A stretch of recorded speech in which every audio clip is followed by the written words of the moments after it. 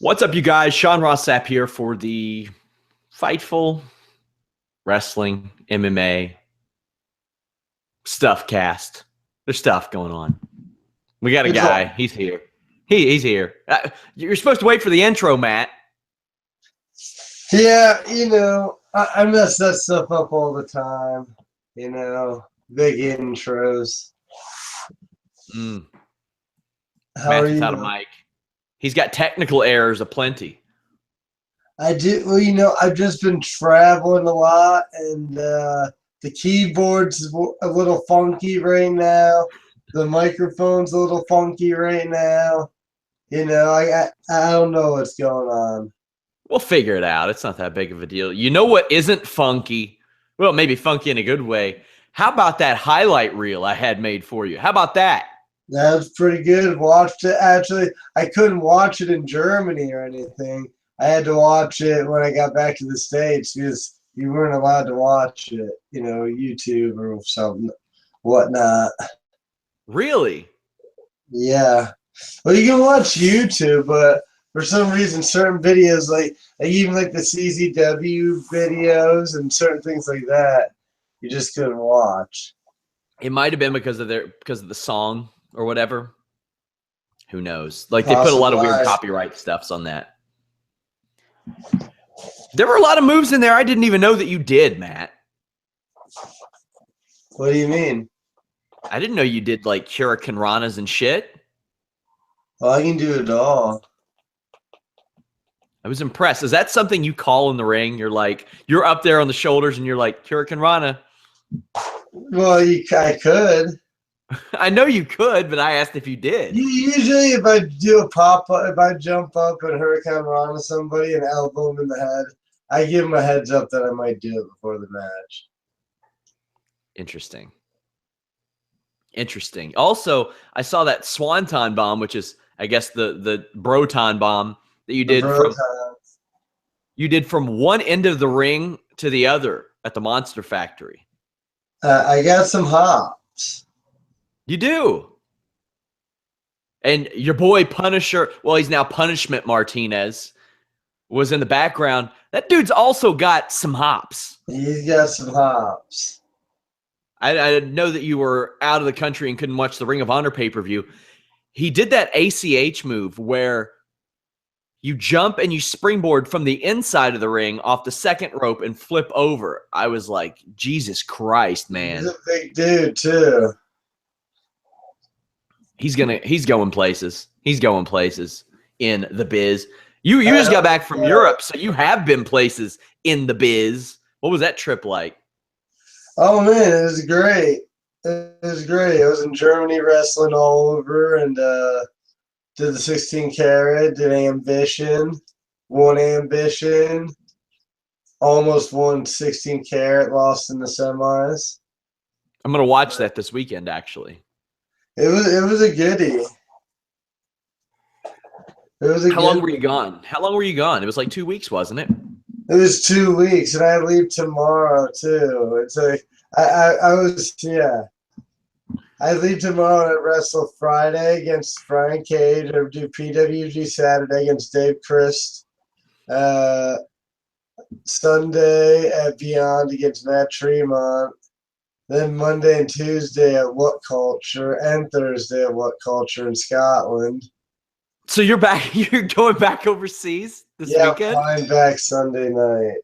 No way. Yeah. Jesus Christ. How's the body feeling right now? The body feels good, but I don't know about this week, though, because I have a death match Sunday against Matt Tremont. What's up with that? Why are you out there doing death matches? Well, I figured I'd get one under my belt, but I thought I had like that whole week off, and then I find out it's like one of my busier weeks, and I'm like going to Europe, and I'm like doing like a barefoot death match is brutal. You know, you only need one death match to actually die, and it's all it takes. You only need one UFC fight to die, I guess. Nobody's ever died in a UFC fight. But you could. Well, technically, Dada 5000 died during his fight with Kimbo Slice. Isn't that a little weird that in MMA we saw two men fight, one of which is dead now, but it's not the guy who died during the fight? I don't think that's weird at all. People die all the time. That we've never seen that in MMA, Matt. That's a little weird. People die. Dude, like, Andy, people die all the time that fight MMA and then like spawn and die. And people are like, oh, he died. He was so healthy. Well, I don't think anybody would ever accuse Dada 5000 of being healthy. Hey, just saying. And think about it. Those guys are top tier MMA fighters on TV. Dada 5000 is not a top tier MMA fighter. He went the distance. No, he didn't. He died in the middle of the fight. That is the opposite of going the distance. He went far enough. Oh, man. He died during the fight, Matt. That is not going the distance. Like there's gassing out, then there's literally dying in the ring, and that happened to the guy. Dude, he let it all hang out. You seem like you're celebrating 316 pretty hard. How are you celebrating 316 Day? Are you cracking some beers? You know, some Browisers? I cracked some beers with Cody Rhodes the other day after my match. Did you? I did. It was pretty good. That man has taken off on the indies. He's never been more popular. So cool. He's so cool right now.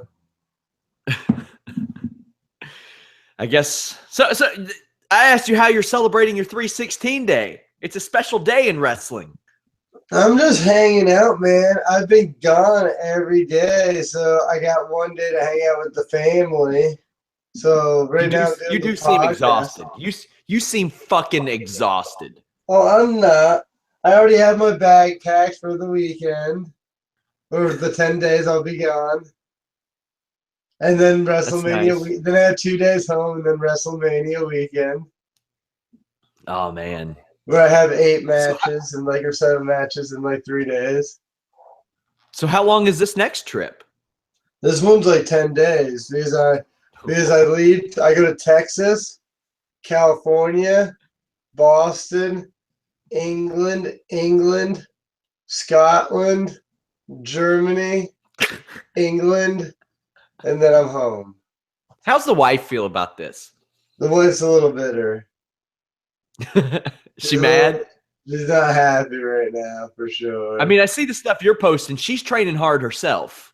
Oh, yeah, she's going hard in the pocket. She's top 5% in the CrossFit community. I don't think people really understand how difficult something like that is. Dude, sauce-free as well. Yeah.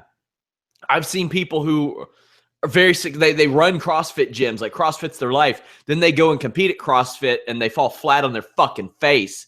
And your wife is running top 5%. She's doing good. She's putting. Meanwhile, Matt's not around to help take care of the kids. I've been slacking for sure. Man, I'm making really good money though. That's true. That's true. So you're big in Europe. Are you the next Mr. Bean? Who? Mr. Bean. Oh, I don't know about that. I'm definitely well perceived in Germany, and everywhere I wrestle, I'm pretty well perceived. I haven't been too many places where people hate the way I work. That's a good point. So no 316 plans. I guess that's the bottom line because Stone Bro says so. Dude, just gonna hang out with the fam. My flight leaves at 6 a.m. tomorrow morning. Yeah, I can't really blame you there. By the way, I saw a tweet that you made. It was, I think somebody posted a link to a clip of one of your videos where it was this awesome sequence of you and another guy. You could tell you all were just shooting in the ring, calling it on the fly. And you said, think, shoot, then shoot. That's a shirt. That is a T-shirt right there. If you watch that match, if you watch the entire match, that was shoot. That was a shoot match. Was that it? Was that at 16 karat? It was. It was Oh, I the can't wait to see afternoon. It it. was the 8-man tournament. It was me, Cobb, Thatcher, Starr, Bobby Guns right there, or Bobby T. I don't know if it was Bobby Guns or Bobby T. I think it's Bobby Guns. Uh, Tim Thatcher. There was Mike Bailey. Yeah, I'm going to watch that this weekend. Very, very excited. Somebody asks who your favorite GTA character of all time is. Of all time. Probably the Vice City one. Number Tommy 2. Vercetti. Yeah, He was a legend, man. it was a good one. Vice City turned that series up on its ass by adding motorcycles. That was a big step. Big set. Big set. So you're home for a little while. You've had time to simmer over Goldberg's victory. You seem very mellowed out. You haven't had time to simmer over Goldberg's victory? That's whatever.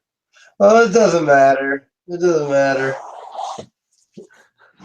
Hey, you've got the Progress Atlas Championship. Isn't that what matters? That's what really matters. That is Where's it at? what really matters. Right here. Does that thing leave your side? What's that? Does that thing ever leave your side? I have it around me most of the time. I would too. You know, I mean, I am Can't blame you. I am a pretty legit professional athlete wrestler. So on the video, Goals. on the highlight video that got posted, one of the things that people mentioned was what kind of condition you're in comparison to your UFC days. What I want to know is, say you're home. This doesn't even include on the road. We'll approach that. You wake up, what are you doing? Are you working out? Are you eating? Are you doing jack shit? How does a normal day start for Matt Riddle as it pertains to getting in the cardio shape that you're in now, or just the general shape? I don't know, man. I'm just in shape. Like, I can't really explain it. Like, I think it's because right now I'm wrestling so much that like I'm just in like really good shape. Like when you throw around like 230-pound plus guys and you wrestle the way I do, and you're deadlifting them and throwing knees and throwing big strikes and selling, and I think like that. I think that's really keeping me in shape.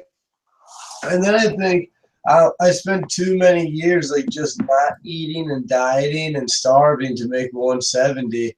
That now like I just feel good and I'm in shape. And when I do have time, when I'm home, yeah, I lift weights, and then like when I lift weights, I usually do like 2 to 3 body parts a time, and I usually do like 10 to 15 reps, and I'll do 3 to 5 sets each. 5 exercises each, at least, and then like I'll run sprints and do jujitsu and kickbox and stuff. So what's the diet like? I mean, you see guys like The Rock who are eating like 942 pounds of cod every day. Are you one of those dudes? I'm a more efficient machine, than The Rock. I don't have to eat that much to get the stallion body. I think the big thing with me is it's when I do eat, I eat a lot. Like I just went to like the Longhorn Steakhouse and I ate like a full rack of ribs, lamb chops, and like 5 different appetizers. I just went to town because I've been in Europe, and you just don't like nothing against Europe cuisine, but you just don't get the same portions or the same taste, or it's just not the same. That's a good $70 bill on its own. Oh, my bill was like $150. That sounds about right. Yeah.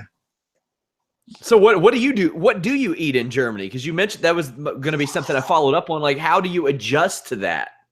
It was difficult. I ate a lot. I'll be honest. I ate a lot of McDonald's, but like I don't know. And I ate some kebabs. Like they do the kebabs. The thing when you're wrestling is, and I ate some pizza.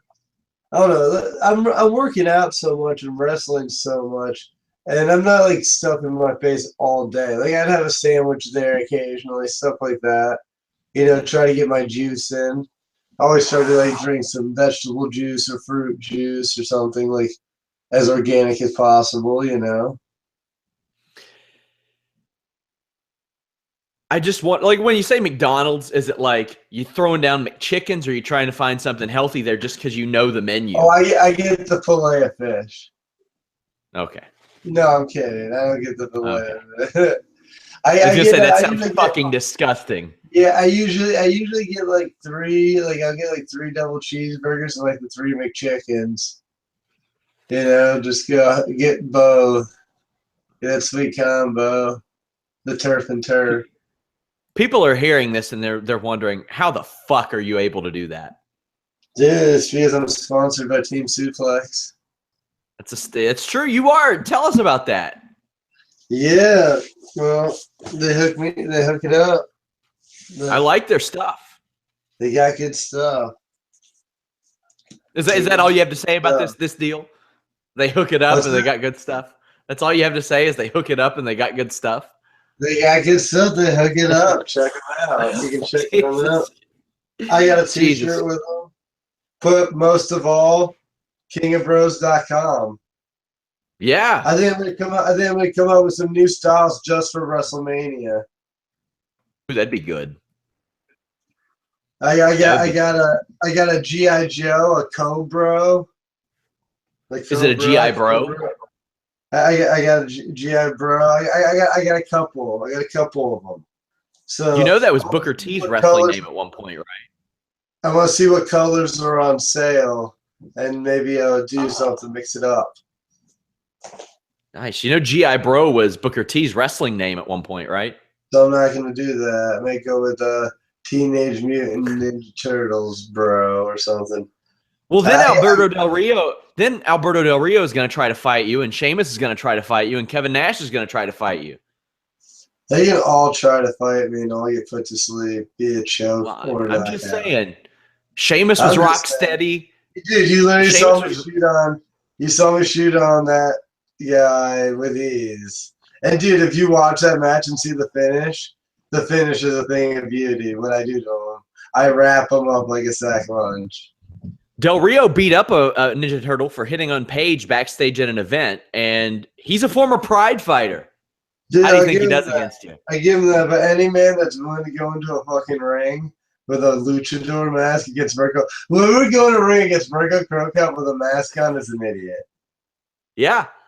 I'm pretty sure I can outsmart you in the fight. You can be stronger, faster, and a better fighter, and I'd still outsmart you because there's no way. That situation was so ridiculous that Chael Sonnen just assumed it was a work. And Del Rio was like, no, I was just really dumb. No, that was just like a real head kick to the head. Yep. Yeah, there's not a real good way to fake that. Also, Kevin Nash, he played Super Shredder back in the day. What if he comes after you? What's that? Kevin Nash played Super Shredder back in the day. What if he comes after you? I feel like there's a kid. Oh, there is a kid. Zach, Cameo. To the door. No, can you get out? Yes. Oh, does he have a Nerf gun? I'll talk to you. Yeah, it is a Nerf gun. He was about to cap your ass. Yes. You got to get him one of those battery powered that just you hold the trigger and they unload. Oh, he has a couple of those, but he runs the batteries out. He has like 30 guns and like 30 trucks. I don't know why. He's like a straight hillbilly. He just loves trucks and guns. I fucking hate it. I hate it so much. He like wears cowboy boots. He loves trucks and guns. He's ready to vote Republican. Yeah, probably. You know, he can do it. Whatever. Does he ever come to you and he's like, Dad, why do they keep taking our jobs? You know, he doesn't say stuff like that. Hey, give it a few years. I hope not. Oh, man. Yeah, Matt Riddle just called his kid a straight hillbilly. Can't wait to make an article out of that one. Ring of Honor is in a weird place. I wanted to talk to you about this because you were almost linked to them. They've got a lot of fucking people going away. Like a lot of people just walking away from the company. Adam Cole looks like he's done. Kyle O'Reilly left. Bobby Fish is now taking indie bookings. Leo Rush seems like he gave his notice. Dalton Castle's contract is up soon. Doesn't look like he's going to re-sign. What do you know about this, Matt? Do you know anything about this? I don't know. I really don't know. Because, I mean, I know all those guys, and I know a lot of them are coming to work for Evolve. I'm not going to mention names or who, but, like, I know, most, I don't think a lot of them are signing contracts or anything. I think a lot of them just want to be free agents and just work the indies as much as possible. Sure. So, excuse me, Dad. Can you go downstairs and stop yelling?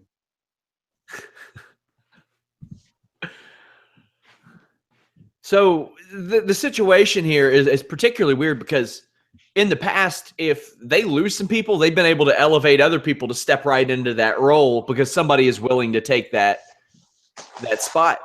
They're running out of guys. I mean, they still have the Briscoes, which may have to move into that role soon. They brought on Bully Ray. What do you think about them bringing on a guy like Bubba Ray Dudley, Bully Ray, to Ring of Honor while they're losing all these younger guys?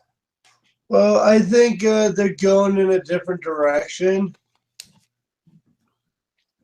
I don't know if it's good or bad, but like they have a guy like Cody Rhodes. They got they're bringing guys like Bully Ray. They got the Hardys. Well, they had the Hardys for about a month. So I really don't know. But one thing I do know is like everybody kind of wants to be a free agent. Everybody knows the best place to be is everywhere, not just one place like that. I think everybody's starting to realize the lack of the importance of a contract. Because what does a contract really give you? Yeah, that's changed a lot in recent years too, because it didn't used to be like that. People used to just sign what they could get and really stick to that guaranteed money. But the indie scene is so hot right now that tide seems to have shifted.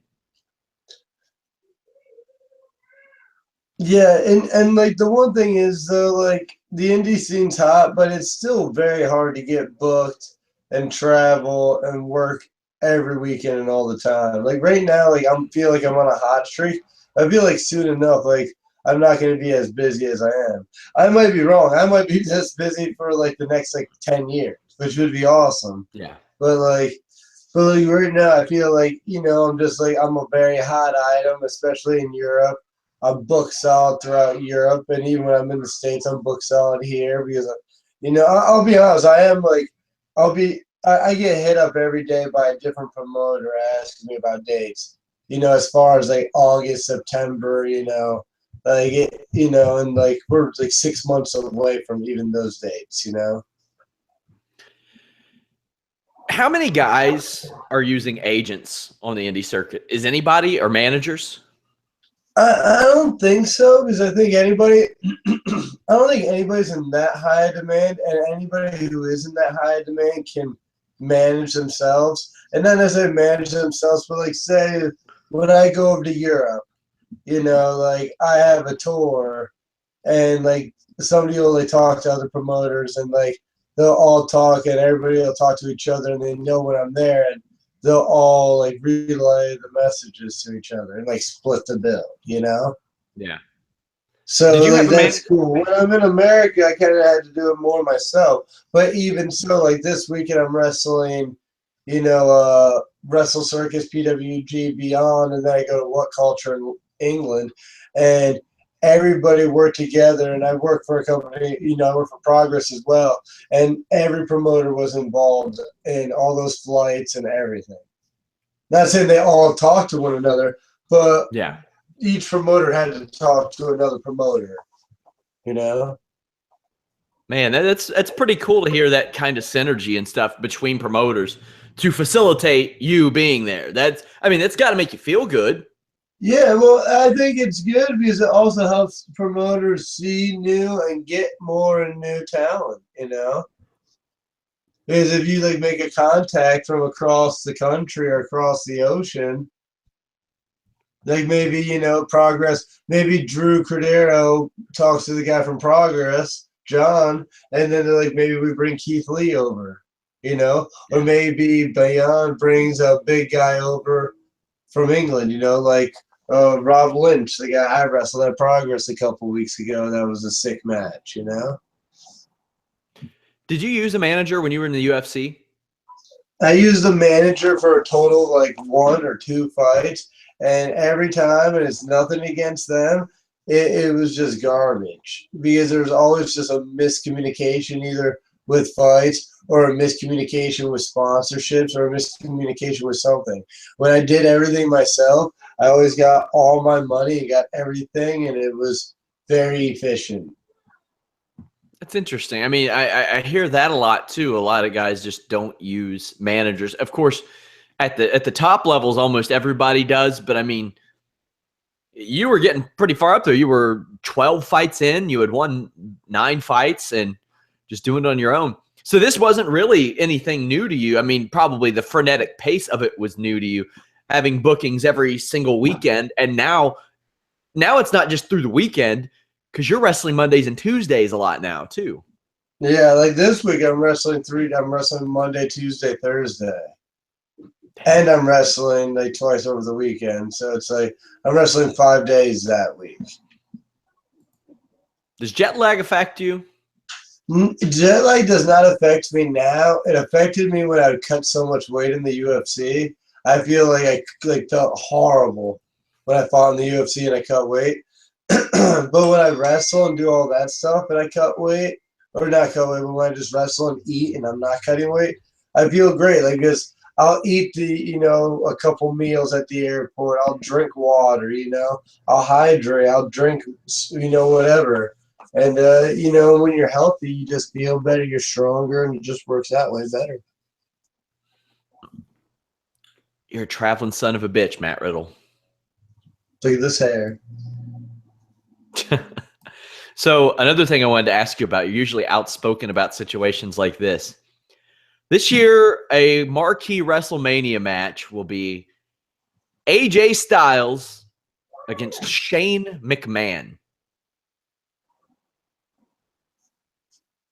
The worst part is, the worst part is people are like, oh man, this is going to be sick. And maybe it will be. I don't know. Shane McMahon's willing to put his body on the line, but like his technique at this point of the game isn't as good as I don't know. It's just like, so he's going to go toe to toe with like AJ Styles, one of the best in the world. Then again, James Ellsworth has beaten like AJ Styles multiple times, right? So yes. So that's what we're working with. So I mean, sure, Shane McMahon, AJ Styles, your company. So they did this thing where AJ. Go ahead. The thing is, like, Shane McMahon's had good matches. Like, he had a great match with like Kurt Angle, like that crazy match they had. He's had a good match against Taker, last year. That was mostly him just flying off a cage, but still, still pretty legit. I wasn't a big fan of the match outside of that. I thought that was really, really cool. That was a very cool spot. But apparently Brock Lesnar was. I feel like AJ Styles should be wrestling somebody at a higher level so he can be having a really good match. I think it says a lot about how they feel about AJ Styles that Vince McMahon trusts him with his kid. Well, not his kid, his son in that spot. And I'm sure AJ Styles will make it a good match because he could have a good match with a water bottle if he needed to. So here's the thing. Brock Lesnar was slated for this match, and he was like, no, I'm not fucking doing that. He didn't want to wrestle AJ Styles? No. He didn't want to wrestle Shane McMahon. I don't blame him. Could you imagine Brock Lesnar selling for Shane McMahon? No. It's weird, isn't it? And Brock was like, no, we're not going to fucking do that. Sorry. So that guy really, he doesn't give a fuck. Now, also an interesting report came out that apparently the plan, and plans do change, for next year's WrestleMania is heel Brock Lesnar as a champion taking on babyface Roman Reigns to finally cement Roman Reigns as John Cena's replacement. Now, they tried this 2 years ago, and the shit just didn't work out. It just didn't work out the way they wanted to. No, Seth Rollins cashed in. That was Yeah. a good match between Roman Reigns and Brock Lesnar. I did too. I thought it was have great. Another barn burner like that where Roman wins clean, or even if somebody tries to cash in and Roman still wins clean, I think it would be epic. I think that would be interesting if somebody tried to cash in then, and then Roman Reigns just fucking speared them and said, "Not today, bitch." One of those. Yeah. Now, here's the situation. Roman Reigns gets these polarizing reactions everywhere already. The plan, apparently, is to push him forward as a babyface over the next year still, despite this. Do you think they should maybe let him be himself a little more? Do you think they should continue down this route? People are making noise in regards to him. I guess that's what matters. I don't know. The thing about Roman Reigns is good-looking guy, jacked. He looks the part. Vince loves a jacked, good-looking dude. Like, look at John Cena. Like, you can't go wrong with it, you know. So, like, I think they're just gonna keep pushing him. Like, that's what companies like that do. Like, even when you work throughout like other indies throughout the world, you notice like they usually have a couple dudes that they push as baby faces all the time. Yeah. There's a good-looking dudes that have like good bodies, and that's just what they do. They push those guys. You know what I think it boils down to, why I think he's so resented? Because he didn't used to be resented like this. I think it's because, I mean, he's a good-looking dude, 6'2", 6'3", 255, 260 pounds, former NFL player, jacked. He is The Rock's cousin. He was born into the business. He has all these athletic gifts, and they bill him as an underdog. They're like, he's the fiery underdog. I'm like, if he's the underdog, what the fuck are all these other guys? Well, you know what? He's not Matt Riddle. I can tell you that. He's not. I've literally won like 4 tournaments already this year, and this is the first belt of many to come. How many? How many belts are you going to get? And how the fuck are you going to get them through TSA? What, the belts? Yeah. I just wear them like this. Do you wear it as like your personal item to carry on? Dude, I usually wear my belts to the airport just like this. How do they react? Some people are like, sweet belt. Some people just stare. Like you're a weirdo? Most people just stare. They're like, why the fuck, you know, why is this dude wearing a belt? And I'm like, because I'm the champ, bro.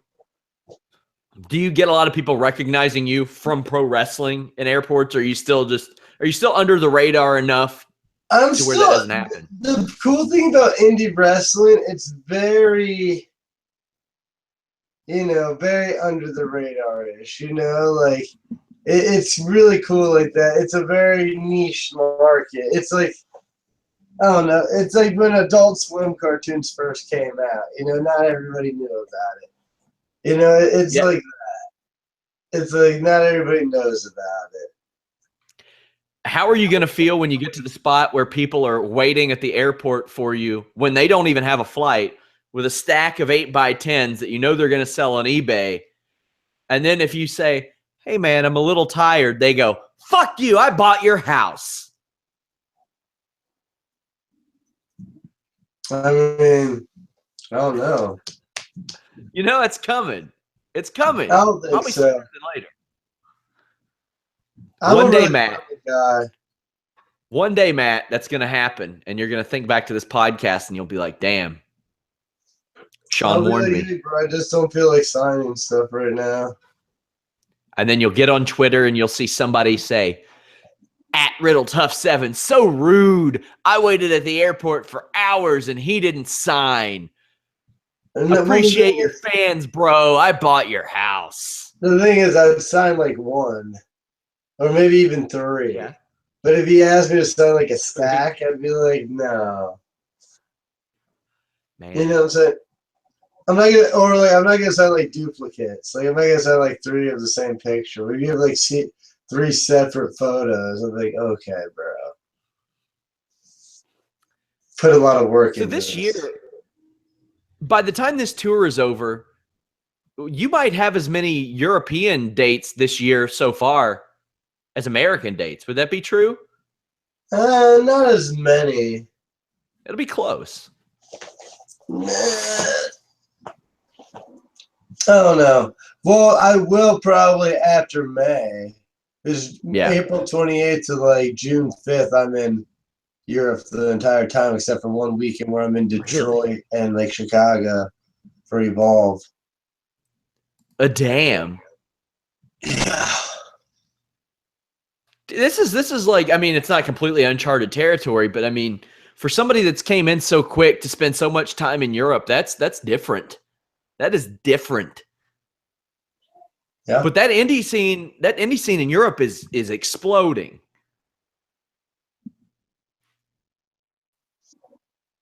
I think you froze up a little bit. Of course you froze up a little bit. It's whatever. No big deal. Yeah, no, the indie scene is huge in Europe, but it's big in America. The difference is America is very big, so the indie scene is very spread out. Like the Northeast scene, the Southeast scene, the Southwest scene, the East, West Coast. There's a lot of spots, and there's certain indie shows that are always hot. Like Beyond's hot, Evolve's hot. Ring of Honor doesn't consider themselves indie, but there's a lot of hot shows that only like run in America for the most part, and like PWG, AAW, Wrestle Circus, House of Hardcore. Well, we got a late start, so we're going to end a little early as well. I did a test podcast that I might be releasing to you all soon. As always, register at Fightful.com. We're hoping that we have Matt's mics fixed next week. We're just running into some issues. I'll be in Europe. You'll be in Europe, so maybe it will be. Maybe it won't be. Who knows? Who knows? But Matt, anything to tell the people before we go, besides to visit kingofbros.com, of course? Well, hit me up on all my social media accounts and, come see me at a live show. I'll be in Europe a lot, in England and Germany, and I'll be in Texas Friday, California Saturday, and Boston Sunday. And that's the bottom line because Stoned Bro said so. So, get to me if you want to see me live. I mean, yeah, there's no excuse for people to not come and watch you wrestle live. I'm everywhere. You're everywhere. Guys, Fightful.com, it's a place to be. This weekend we have Triple G fight coverage. We have UFC London. World Series of Fighting has a pretty neat card. Probably better than the UFC card, to be honest with you. Check that out. Blagoy Ivanov, Andre Harrison, Lance Palmer, some good names on that show. We are back next week. And, of course, tomorrow I've got the Shane Helms show. He talks a little bit more about that bad episode of Impact Wrestling that aired last week. Until next time, guys, we're out.